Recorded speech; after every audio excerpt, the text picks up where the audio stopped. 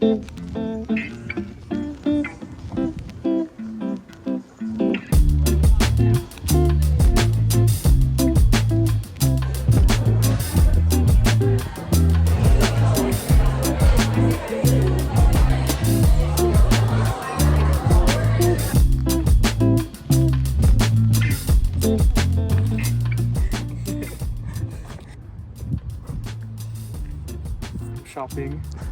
We're going with the X-Hex, of course. Okay. Memorial synthesizer. That's the haul Nice. for today. Don't have much room at home, but thank you.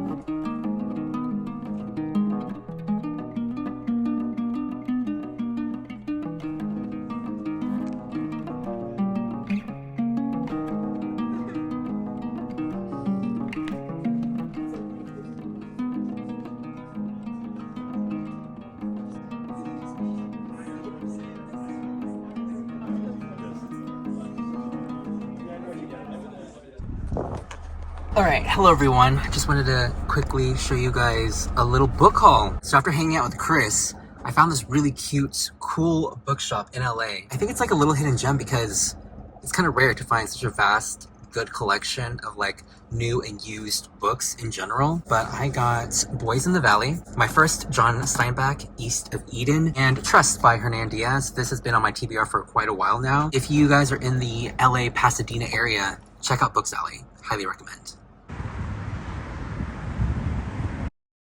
So I thought, what better way than to kind of kick off reigniting, hopefully, that spark, that urge to like read in general again, than to read a chapter or a few pages from the recent books that I got from the bookstore the other day. So I don't really think I did a good job at explaining what these books were about, but just to give you guys some little insight. So the first book, Trust by Hernan Diaz, I've been eyeing this for quite a while just because the cover drew me in. Basically, in a nutshell, spans like over a century, following 4 different narratives. And my friend Max, after reading and completing this, I don't think he felt as strongly or even liked this book towards the end, but I'm willing to give it a chance. I think it was like $7 or something like that. And it's paperback. I am trying to buy less hardcover editions of books in general, just because I have been pretty much scarred after moving 3 to 4 times, moving 30 boxes of books. Boys in the Valley, right over here. This one is pretty much Lord of the Flies meets sort of the Raven Boys a little bit, where this sickness erupts and plagues a bunch of students and teachers when 3 mysterious strangers wreak havoc on this boarding school. I heard it's sort of like a psychological body horror-esque type of book, so really looking forward to this one. Last and not least, speaking of performatism, East of Eden by John Steinbeck. So I actually thought I had read a John Steinbeck book back when I was in high school. I think it was like The Grapes of Wrath. I feel like it's been so long at this point that I don't remember if I had read it or not.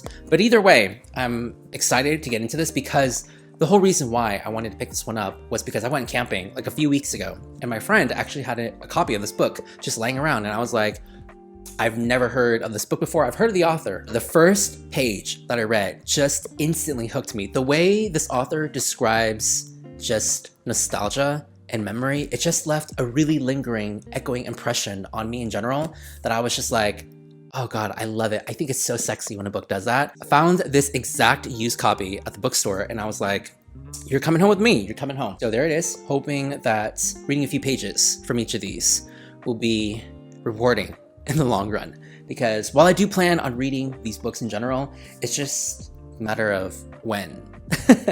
So before we get further into me reading these books, I want to quickly talk about this amazing chair that I'm sitting in, because this video is sponsored by FlexiSpot. So this rocking swivel chair that goes all the way back is called the FlexiSpot Recliner XR7. Kind of sounds like a Terminator. There are 3 really cool features regarding this chair. First one up being that this chair pretty much reclines almost all the way flat. Oh my god, I just realized my toes were in shot. No free feet pics. And it has an ergonomic backrest. And it also swivels back and forth like a rocking chair. The first day I set this chair up, Pierre claimed it for himself, which was pretty rude, right? What do you have to say for yourself? The cool third feature is the extra wide armless seat. Like right here, my new reading chair, pretty comfortable. Every single time I'm sitting on here, Pierre like always wants to come and like take over.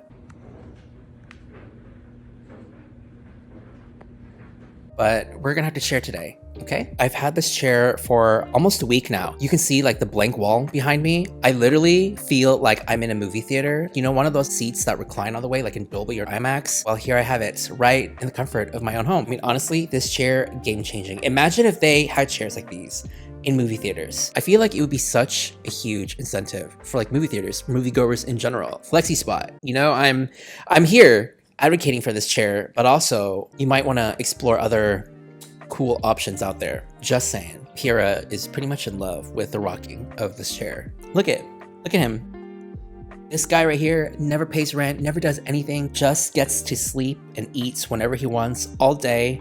He's living his best life. The chair does come in both manual and electric models. You can use my code here for a special discount and check out the link down below. Thank you for FlexiSpot sending the XR7 recliner my way and for sponsoring today's video. And with that being said, let's go ahead and get straight into the books.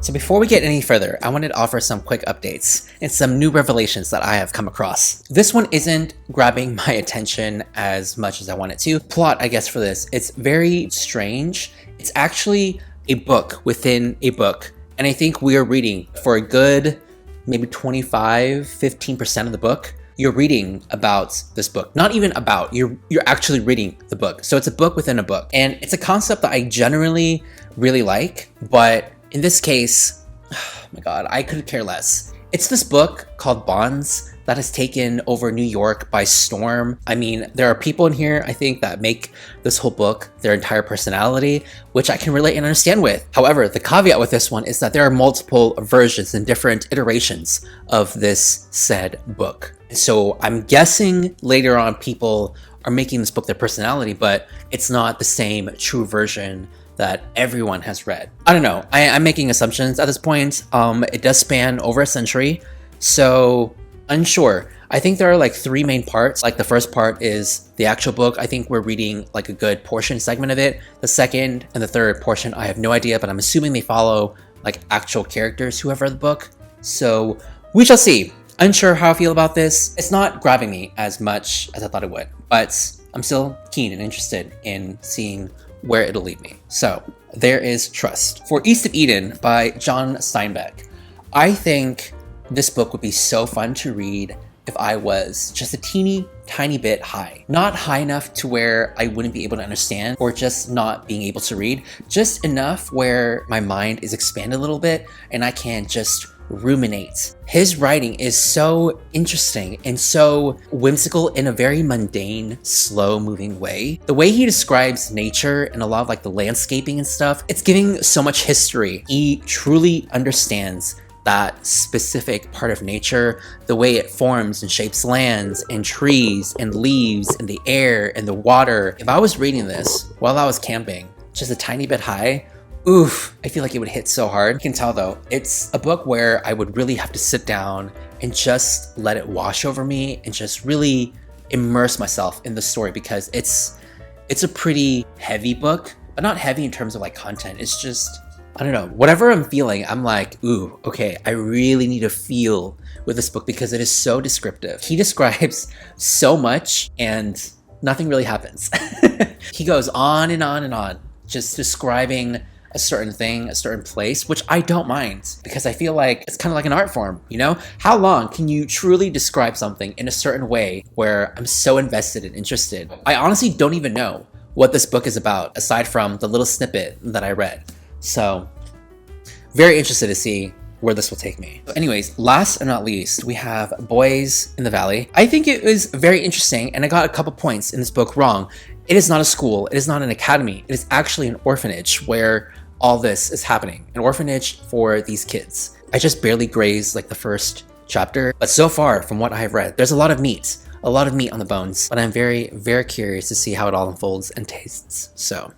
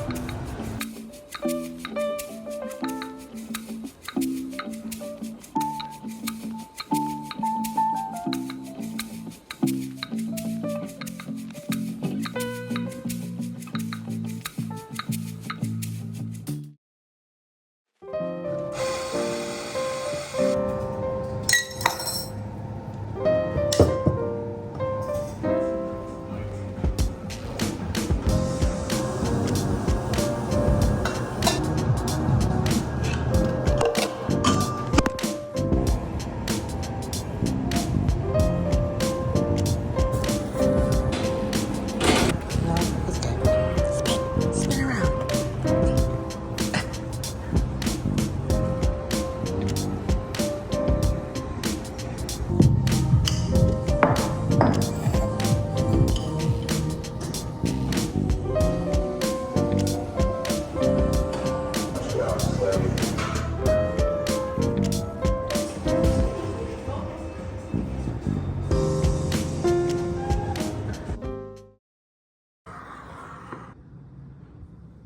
Anyways, hello. This is just like a little quick update as I'm waiting for my barbecue rice noodles to cool down. I was like looking for these, right? Because I usually edit with these headphones on my laptop. But anyways, the whole reason why I wanted to bring this conversation up was because I was scrolling on TikTok and I've been seeing a lot of TikToks in general discussing this same topic and theme over and over again. And it's the rising case of performatism, mainly just men in general. And what does that entail, you might ask? Well, let me break it down for you. A guy who is like kind of fashionable, a baby cropped tee, baggy pants, carabiner, labubus. He has like earphones like this, anything matcha in one hand and a book in the other. Most of this fake performatism lean towards men who also read out in public. It's like a very specific caricature, and I thought it was so funny. I don't know, some authors mentioned were like Sylvia Plath, Toni Morrison, John Steinbeck. I just thought it was really funny seeing multiple TikToks discussing fake performatism of it all.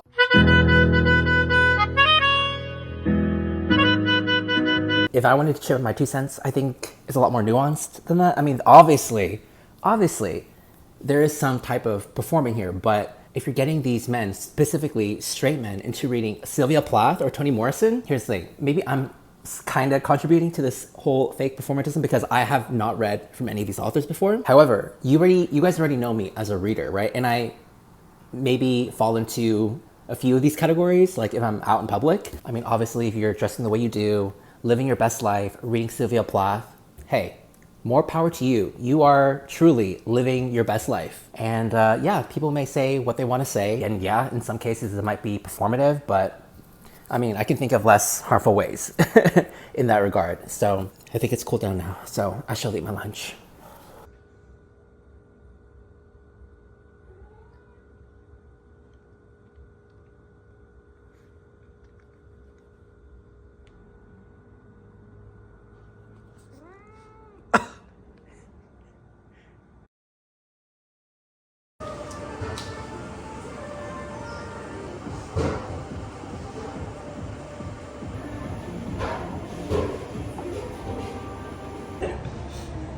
I'm almost done first one.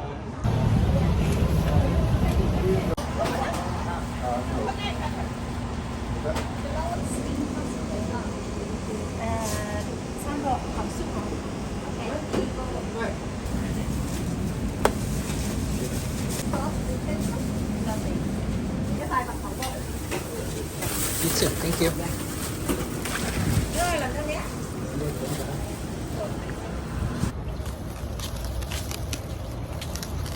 Okay, so just wanted to quickly show you guys what I got at my favorite dim sum pastry place in Chinatown.